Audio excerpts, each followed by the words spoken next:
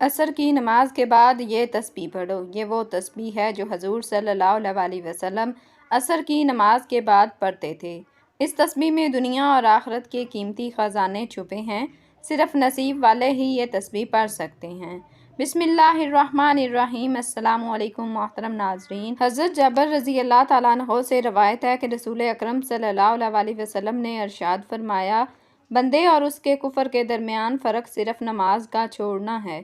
اللہ پاک فرماتا ہے، ترجمہ: تمام نمازوں میں خصوصی بیچ والی نماز یعنی عصر کی محافظت رکھو اور اللہ کے حضور ادب سے کھڑے رہو۔ رسول اللہ صلی اللہ علیہ وسلم نے ارشاد فرمایا، وہ شخص دوزخ میں نہیں جائے گا جو سورج نکلنے سے پہلے یعنی فجر اور سورج ڈوبنے سے پہلے یعنی عصر کی نماز پڑھے گا۔ رسول اللہ صلی اللہ علیہ وسلم کو یہ فرماتے ہوئے سنا، وہ شخص ہرگز آگ میں داخل نہیں ہوگا جو سورج نکلنے اور اس کے غروب ہونے سے پہلے نماز پڑھتا ہے، یعنی فجر اور عصر کی نمازیں۔ اس پر بصرہ کے ایک آدمی نے ان سے کہا کہ کیا آپ نے یہ روایت رسول اللہ صلی اللہ علیہ وسلم سے سنی تھی؟ انہوں نے کہا، ہاں۔ اس آدمی نے کہا کہ میں شہادت دیتا ہوں میں نے بھی یہ روایت رسول اللہ صلی اللہ علیہ وسلم سے سنی ہے۔ میرے دونوں کانوں نے اسے سنا اور میرے دل نے اسے یاد رکھا۔ مسلم شریف، حدیث نمبر 1436۔ رسول اللہ صلی اللہ علیہ وسلم نے ارشاد فرمایا، تم میں سے کسی کے اہل اور مال میں کمی کر دی جائے تو یہ اس کے لیے بہتر ہے کہ اس کی نماز عصر فوت ہو جائے۔ حدیث نمبر 145۔ فرمان مصطفیٰ صلی اللہ علیہ وسلم، جب مردہ قبر میں داخل ہوتا ہے تو اسے سورج ڈوبتا ہوا معلوم ہوتا ہے، وہ آنکھیں ملتا ہوا اٹھ بیٹھتا ہے اور کہتا ہے، ذرا ٹھہرو، مجھے نماز تو پڑھنے دو۔ ابن ماجہ، حدیث نمبر 4272۔ یعنی اے فرشتوں، سوالات بعد میں کرنا، عصر کا وقت جا رہا ہے، مجھے نماز عصر پڑھ لینے دو۔ یہ وہ کہے گا جو دنیا میں نماز عصر کا پابند تھا۔ اللہ پاک نصیب کرے۔ مزید فرماتے ہیں، ممکن ہے کہ اس پر سوال و جواب ہی نہ ہوں تو نہایت آسان، کیونکہ اس کی یہ گفتگو تمام سوالوں کا جواب ہوگی۔ امام احمد، ابو ہریرہ رضی اللہ تعالیٰ عنہ سے روایت ہے، نبی کریم صلی اللہ علیہ وسلم فرماتے ہیں، رات اور دن کے ملائکہ نماز فجر اور عصر میں جمع ہوتے ہیں۔ جب وہ جاتے ہیں تو اللہ پاک ان سے فرماتا ہے، کہاں سے آئے؟ حالانکہ وہ جانتا ہے۔ عرض کرتے ہیں، تیرے بندوں کے پاس سے۔ جب ہم ان کے پاس گئے تو وہ نماز پڑھ رہے تھے اور انہیں نماز پڑھتا چھوڑ کر تیرے پاس حاضر ہوئے۔ نبی کریم صلی اللہ علیہ وسلم نے فرمایا، جس کی نماز عصر چھوٹ گئی گویا اس کا گھر اور مال سب لٹ گیا۔ یعنی نماز عصر، نماز کا فوت ہونا بربادی اعمال میں سے ہے۔ مسلمان ناظرین، اللہ تعالیٰ کا ذکر کرنے سے انسان کو جہاں روحانی فوائد ملتے ہیں وہاں ساتھ دنیاوی فوائد بھی ملتے ہیں۔ قرآن اور حدیث میں واضح طور پر ذکر کیا گیا ہے، یعنی تسبیح اللہ کی ایک اہم عبادت ہے جو انسان کو اللہ پاک کے قریب لے آتی ہے اور اس کے دل میں اطمینان اور سکون پیدا کرتی ہے۔ اللہ پاک قرآن پاک میں فرماتا ہے، سن لو، اللہ تعالیٰ کے ذکر سے دلوں کو سکون ملتا ہے۔ تو یہ تسبیح پڑھنا انسان کے دل کو سکون اور اطمینان دیتا ہے۔ جب انسان اللہ پاک کے ذکر میں مشغول ہوتا ہے تو وہ دنیاوی پریشانیوں سے دور ہو کر اللہ پاک کی طرف متوجہ ہوتا ہے، جس سے دل میں سکون آتا ہے۔ جو لوگ اللہ پاک کا ذکر کرتے ہیں یعنی تسبیح پڑھتے ہیں تو اللہ پاک ان کے گناہوں کو معاف کر دیتا ہے۔ اللہ پاک فرماتے ہیں، میرے بندے، تو میرا ذکر کر، میں تیرا ذکر کروں گا۔ تسبیح پڑھنے سے اللہ تعالیٰ سے مانگی گئی دعائیں قبول ہوتی ہیں۔ حضرت ابو ہریرہ رضی اللہ تعالیٰ عنہ سے مروی ہے کہ جو شخص اللہ کا ذکر کرتا ہے یعنی تسبیح پڑھتا ہے تو اللہ اس کی دعائیں قبول کرتا ہے اور اسے مشکلات سے نجات دیتا ہے۔ اللہ پاک کے ذکر سے انسان کی دعائیں قبول ہوتی ہیں اور وہ اپنی مشکلات سے نکلنے میں کامیاب ہو جاتا ہے۔ تسبیح پڑھنے سے انسان کی زندگی میں برکت آتی ہے۔ جو شخص صبح و شام اللہ کا ذکر کرتا ہے اس کی روزی میں برکت ہوتی ہے۔ تو تسبیح انسان کی روزمرہ زندگی میں برکت، کامیابی اور سکون لے کر آتی ہے۔ یہ عمل دنیا اور آخرت میں بھی کامیابی کا سبب بنتا ہے۔ تسبیح پڑھنے سے اللہ پاک کی مدد اور حفاظت بھی ملتی ہے۔ حضرت علی رضی اللہ تعالیٰ عنہ سے مروی ہے کہ جو شخص اللہ رب العزت کی تسبیح کرتا ہے اللہ پاک اس کی پریشانی میں مدد کرتے ہیں۔ اللہ کا ذکر انسان کو شیاطینی شر سے محفوظ رکھتا ہے اور اللہ پاک کی مدد کی ضمانت بھی فراہم کرتا ہے۔ اگر آپ چاہتے ہیں کہ اللہ پاک آپ کو دونوں جہان میں عزت و کامرانی عطا فرمائے، کبھی کسی کا محتاج نہ ہوں، کبھی کسی کے سامنے ذلت اور رسوائی کا سامنا نہ کرنا پڑے، دشمنوں سے، حسد سے ہمیشہ محفوظ رہیں تو آپ یہ تسبیح لازمی پڑھیں، جسے نبی پاک صلی اللہ علیہ وسلم بھی پڑھتے تھے کہ جس کے پڑھنے سے دنیا اور آخرت کے چھپے خزانے مل جاتے ہیں۔ اس تسبیح سے انشاءاللہ دونوں جہان میں عزت و کامرانی آپ کا مقدر بن جائے گی، کامیابی آپ کے قدم چومے گی۔ جب انسان اپنی زندگی کو سمجھنے کی کوشش کرتا ہے تو اسے اس حوالے سے مختلف قسم کی آراء سننے کو ملتی ہیں۔ اللہ تعالیٰ نے قرآن مجید میں اس حوالے سے بہت ہی واضح اور خوبصورت باتیں ارشاد فرمائی ہیں۔ اللہ تعالیٰ سورۃ المومنون میں ارشاد فرماتے ہیں، تم نے سوچ لیا کہ بے شک ہم نے پیدا کیا تمہیں بے مقصد ہی، اور یہ کہ بے شک ہماری طرف تم نہیں لوٹائے جاؤ گے۔ بس بہت بلند ہے اللہ جو حقیقی بادشاہ ہے، نہیں ہے کوئی معبود مگر وہ حقیقی رب ہے، عزت والے عرش کا، اور جو پکارے اللہ پاک کے ساتھ کسی دوسرے معبود کو، نہیں کوئی اس کے پاس، اس کی تو بے شک اس کا حصہ اس کے رب کے پاس ہے۔ بلا شبہ یہ حقیقت ہے کہ کافر لوگ کبھی فلاح نہیں پائیں گے۔ سورہ ذاریات میں اللہ تعالیٰ نے انسان اور جنوں کی تخلیق کے مقصد کو نہایت اہم انداز میں واضح فرما دیا۔ اللہ تعالیٰ ارشاد فرماتے ہیں، اور میں نے نہیں پیدا کیا جنوں اور انسانوں کو مگر اس لیے کہ وہ میری عبادت کریں۔ تمام آیات پر غور و فکر اور تدبر کرنے کے بعد یہ بات سمجھ میں آتی ہے کہ تخلیق انسانیت کا در حقیقت اللہ تعالیٰ کی معرفت حاصل کرنا، اس کی بندگی اور عبادت کو بجا لانا ہے۔ ان عبادات کو بجا لانے کے مختلف طریقے کتاب و سنت میں مذکور ہیں، جن میں انتہائی خوبصورت اور آسان طریقہ اللہ تبارک و تعالیٰ کا مسلسل ذکر کرنا ہے۔ ذکر الہی انوار کی کنجی ہے، بصیرت کا آغاز ہے اور جمال فطرت کا اقرار ہے۔ یہ حصول علم کا جال ہے، یہ تماشا گاہ ہستی کی جلوہ آرائی اور حسن آفرینیوں کا اقرار ہے۔ ذات کے ذکر میں، زہد کی فکر میں خالق آفاق کی جھلک نظر آتی ہے۔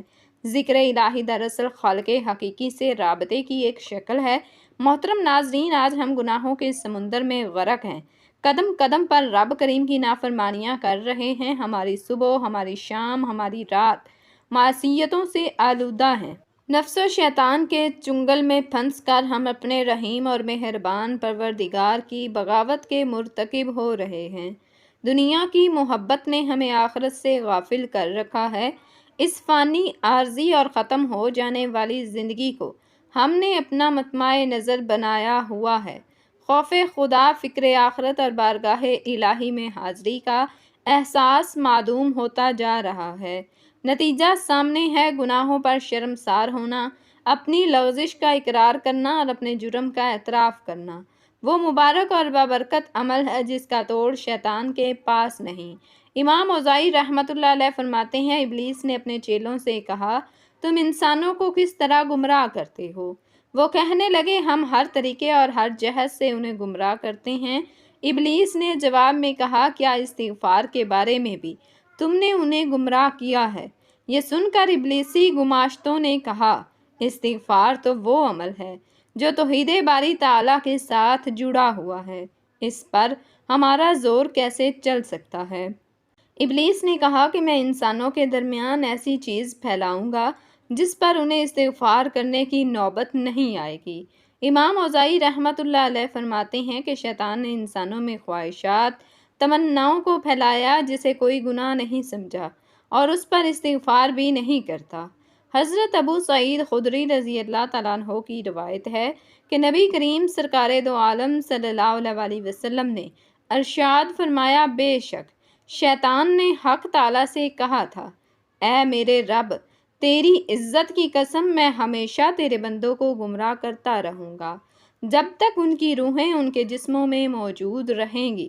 جواب میں اللہ رب العالمین نے ارشاد فرمایا، میری عزت کی قسم، میرے جلال کی قسم، میرے بلند مرتبے کی قسم، جب تک میرے بندے مجھ سے مغفرت طلب کرتے رہیں گے میں انہیں معاف کرتا رہوں گا۔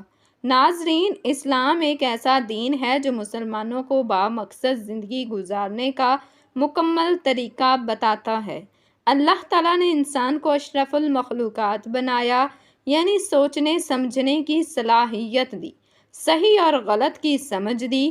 اب یہ انسانی عقل پر بات ہے کہ وہ اچھا کرتا ہے یا برا، لیکن انسان خطا کا پتلا ہے اور اللہ ہمیشہ اپنے بندوں کے ساتھ رحم کا معاملہ کرتا ہے۔ اس لیے اس نے مسلمانوں کے لیے ہدایت کا راستہ بھی کھلا رکھا ہے، تاکہ اگر کوئی مسلمان گناہ کرے تو توبہ و استغفار سے اچھا راستہ پا سکے۔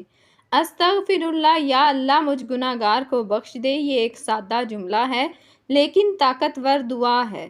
گناہوں کے بوجھ سے اگر دل بھاری ہو، ذہن پریشانیوں کا شکار ہو جائے تو استغفر اللہ کی ایک سادہ سی دعا آپ کے دل کو پرسکون کر دیتی ہے، جسے کسی بھی وقت جب بھی چاہیں پڑھ سکتے ہیں۔ بے شک توبہ استغفار کرنے سے اللہ اپنے بندے پر رحمت کے دروازے کھول دیتا ہے۔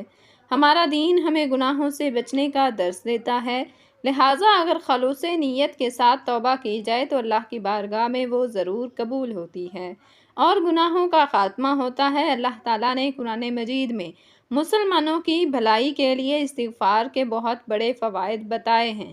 استغفر اللہ رحمت کے دروازے کھول دیتا ہے۔ قرآن پاک میں ایک جگہ استغفار کی اہمیت اس طرح بیان کی گئی ہے: اپنے رب سے معافی مانگتے رہو، بے شک وہ ہمیشہ معافی دینے والا ہے۔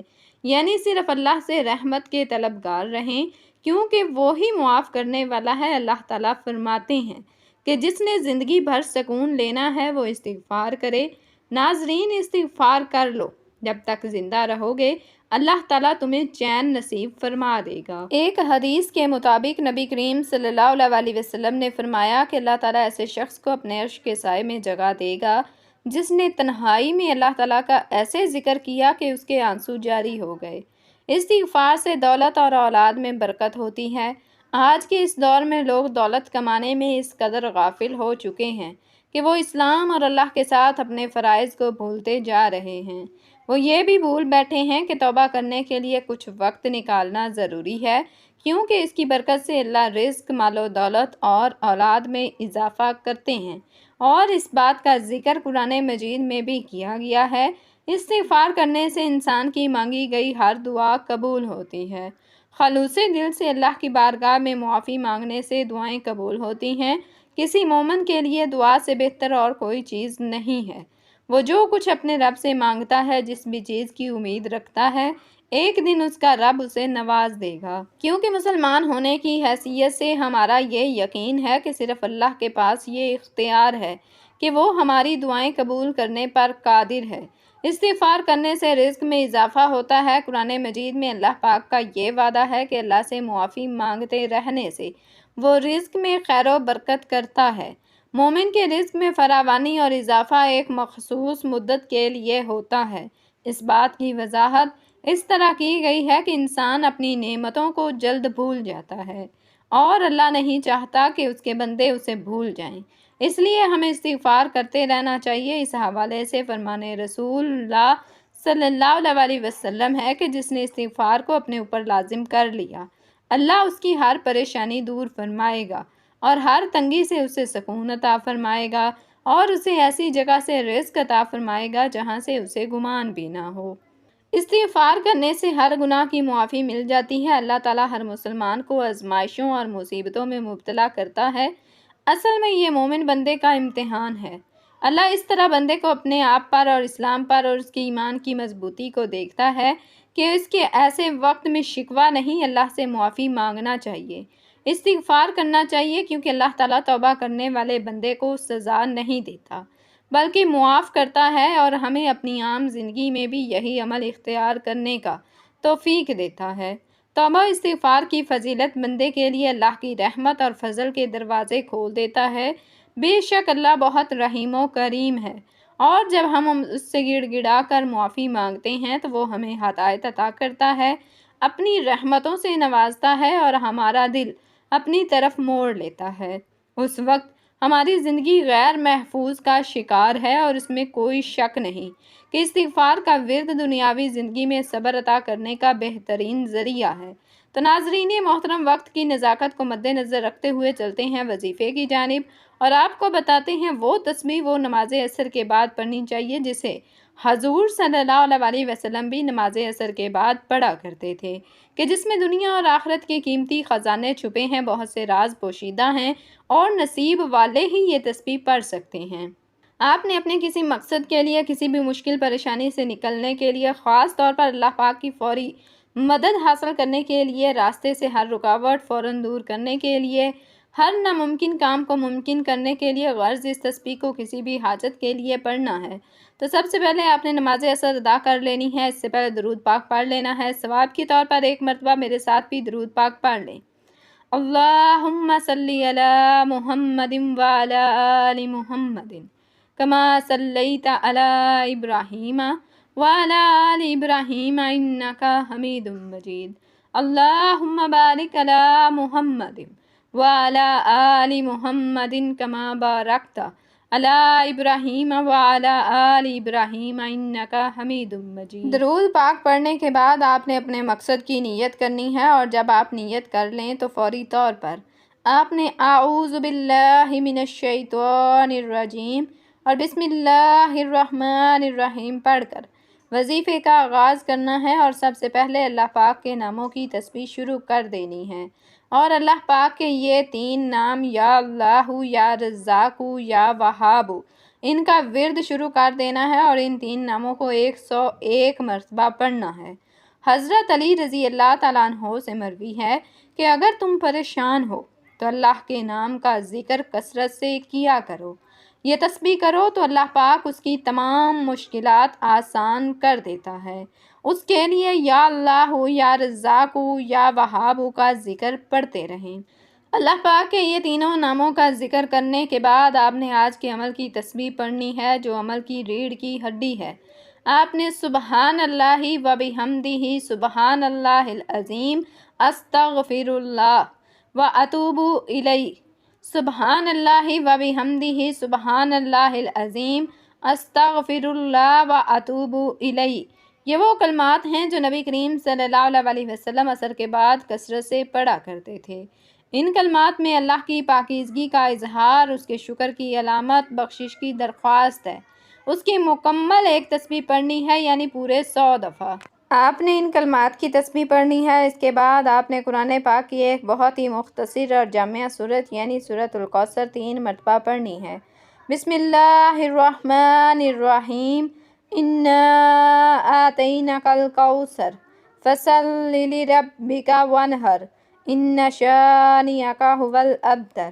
3 مرتبہ سورہ کوثر پڑھنے کے بعد آپ نے اتنا ہی درود پاک پڑھ لینا ہے جتنا وظیفہ شروع کرنے سے پہلے پڑھا تھا۔ یہ عمل بہت ہی کمال کا عمل ہے، بہت ہی مجرب وظیفہ ہے۔ آپ نے اس کو نماز عصر کے بعد لازمی پڑھنا ہے۔ تسبیح کو پڑھنے کا معمول بنا لیں۔ اس تسبیح میں دنیا اور آخرت کے راز پوشیدہ ہیں۔ فیصلے آپ کے حق میں ہوں گے، جیسا آپ چاہیں گے ویسا ہوگا۔ اللہ تعالیٰ آپ کی خواہشات پر کن کا حکم فرما دے گا، آپ کی ہر جائز مراد کو پورا فرما دے گا۔ ناظرین محترم، یہ چھوٹی چھوٹی تسبیحات ہیں، ان پر خود بھی عمل کریں، اپنے گھر والوں کو، دوست احباب کو بھی ان کے متعلق بتائیں، تاکہ ان کو پڑھنے سے دنیا اور آخرت کا فائدہ حاصل ہو، اور جو فوائد آپ کو ہوں گے انشاءاللہ خود بھی اپنی نظروں سے دیکھیں گے، اور دنیا بھی دیکھ کر حیران رہ جائے گی، اور اللہ تعالیٰ آپ کو آخرت میں اتنا اجر دیں گے جو بیان کرنے سے باہر ہے۔ اللہ تعالیٰ ہم سب کو نیک اور اچھے عمل کرنے کی توفیق عطا فرمائے، آمین۔ دعا ہے کہ اللہ تعالیٰ میرا سنانا اور آپ کا سننا اپنی پاک بارگاہ الہی میں قبول و منظور فرمائے، آمین۔ گزارش ہے کہ اللہ رب العزت کے 99 ناموں میں سے کوئی ایک نام لکھ کر ضرور شیئر کریں۔ اللہ تعالیٰ ہم سب کا حامی و ناصر ہو، آمین۔ جزاکم اللہ خیرا کثیرا۔ السلام علیکم ورحمۃ اللہ وبرکاتہ۔